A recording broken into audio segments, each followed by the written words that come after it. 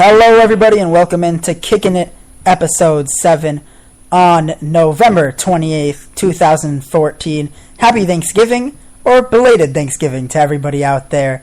I'm your host, Noah Taborda, alongside Jake Liker in not-so-sunny Los Angeles, colder than it normally is. Jake, how you feeling out there?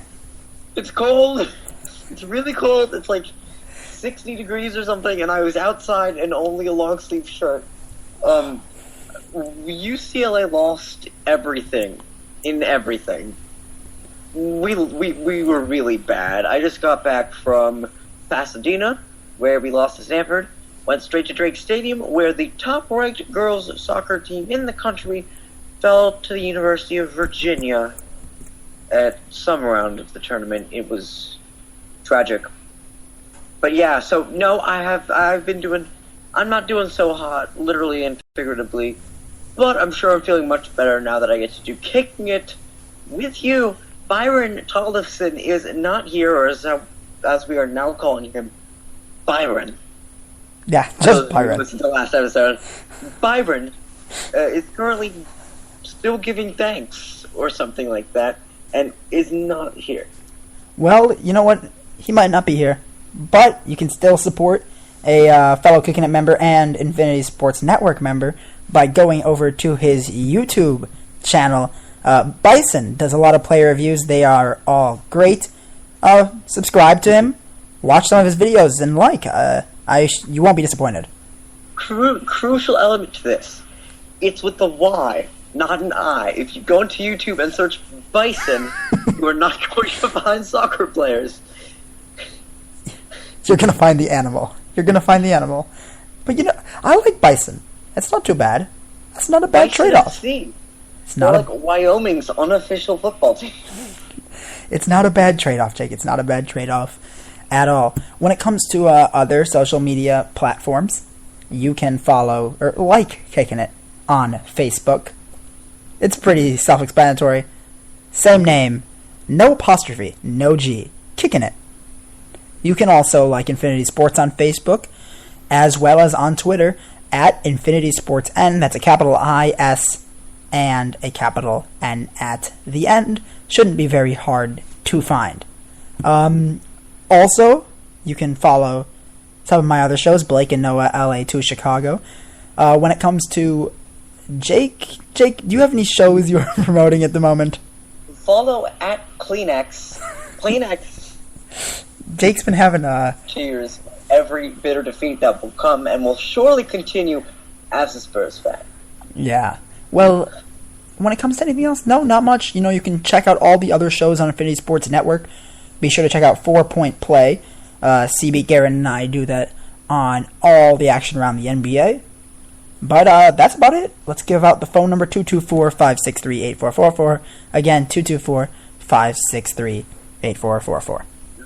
One thing, you actually can follow me on Twitter at Jake Liker and on Instagram at Jake Liker. I think it's an underscore, not a period. You can find that out on your own.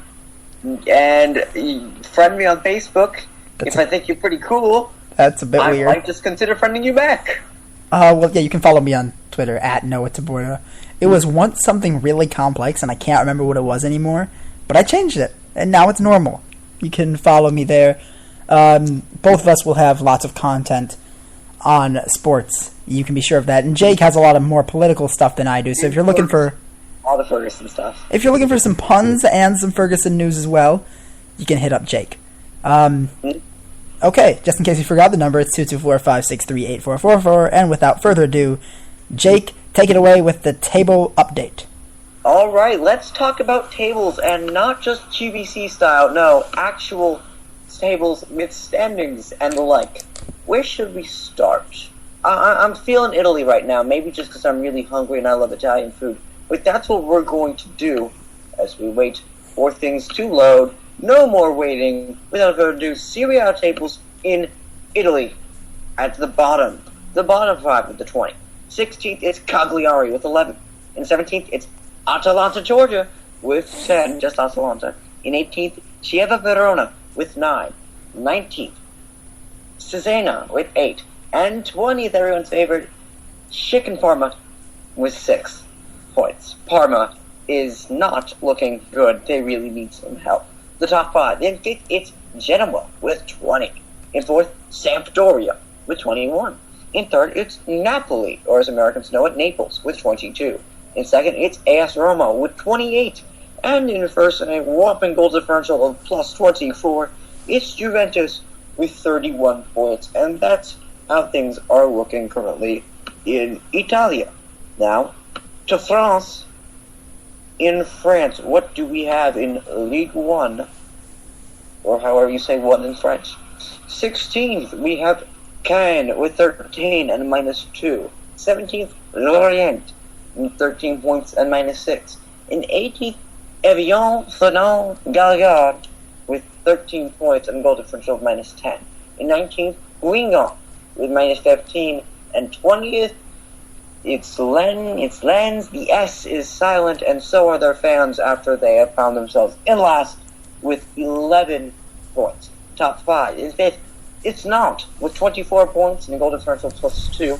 4th, it's Bordeaux, 24 points plus 3. In 3rd, it's Olympique Lyon with 27 points plus 16. 2nd, Paris Saint-Germain, 30 points plus 18. And in 1st, Marseille with 34 points, goal differential of plus 19. And now to Bundesliga, where we will see how the Germans are doing. There's just 18 teams in Bundesliga, but we'll still give you your top 5 and your bottom 5. And, normally we have to go out of our way to talk about Borussia Dortmund because they're not in either. They are in one of those groups this time, and you're about to find out which one. 14th, SC Freiburg, 12 points, minus 6. 15th, Hamburg SV, 12 points, minus 8. 16th, VfB Stuttgart, 12 points, minus 9. 17th, Borussia Dortmund, 17th, with 11 points and a goal differential of minus 5, just 2 years after making it to the UEFA Champions League final. And in 18th, it's Werder Bremen, 10 points, minus 12. Top 5. In 5th, it's Hannover 96 with 19 points. In 4th, Bayer Leverkusen, 20 points, plus 4. 3rd, Borussia Mönchengladbach. As long as they stay up there, the better I'll get at saying that. 20 points, goal differential, plus 7. 2nd, VfL Wolfsburg, 23 points, plus 12. And in 1st, Bayern Munich, 30 points, plus 28. It's a runaway in Germany, but there's still a lot of time left for everyone.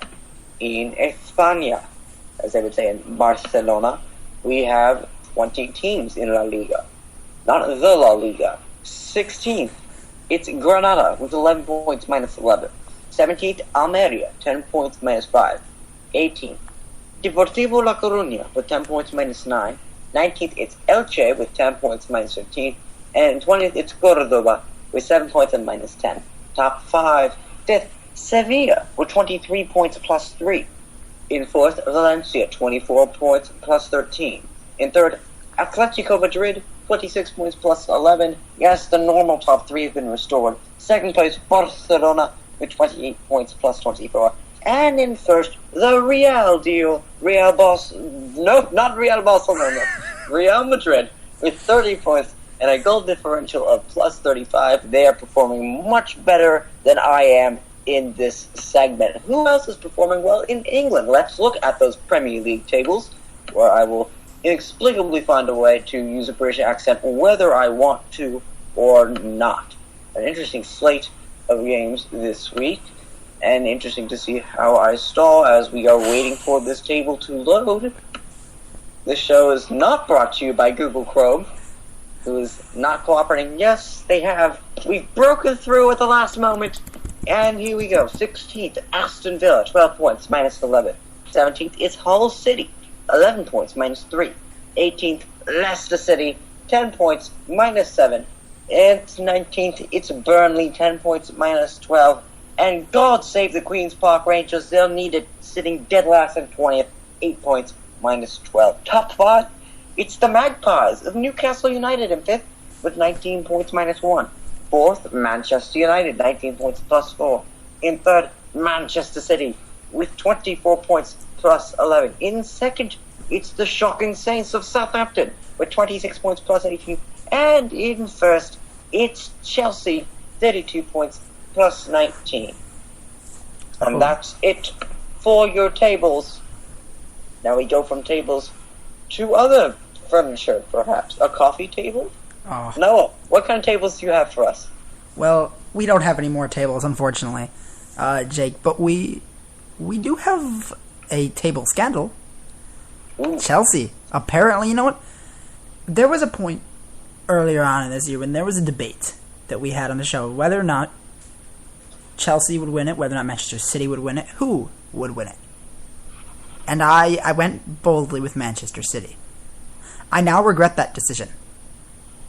However, Jake went with Chelsea. I went with Arsenal. You went with Arsenal? Remember, I was still new to this whole thing. Remember, this was the same Jake who said that Solomon Kalou would lead the French league in goals scored. So, don't listen to that, Jake. Jake has some decisions he may regret. He also picked Portugal, I believe, in this finals? You picked him in the finals? Portugal into the finals, baby. Jake struggled at the beginning. Oh, God. Yes, I'm learning. It's a learning process for me. Yeah. Well, Chelsea, they may have already run away with it. It may already be their title to lose. I mean, they haven't lost a game yet. They've been unstoppable. They drew a couple, but they lead by 6 points. The nearest really competitive team is Manchester City, 8 points behind. And though there's still 26 games to go, 8 points is a significant cushion. I mean, you can look at last year. It was so tight near the top. This just seems like one of the biggest routes we've had in quite some time. So, Jake, this is a very, very simple question. Has Chelsea run away with this? And if not, who will catch them? Will they run away with this? Have they already won? What? In a league where a team that hasn't won in 41 years can beat their crosstown rivals by scoring 2 goals in stoppage time on the final day of the season. That's for those of you in 2012 when Manchester City beat Queen's Park Rangers. Anything is possible in this league. That said, I still believe that Chelsea will win it. Is it over? No, sir. There are 26 games left. To call this one off would really be farcical at this point.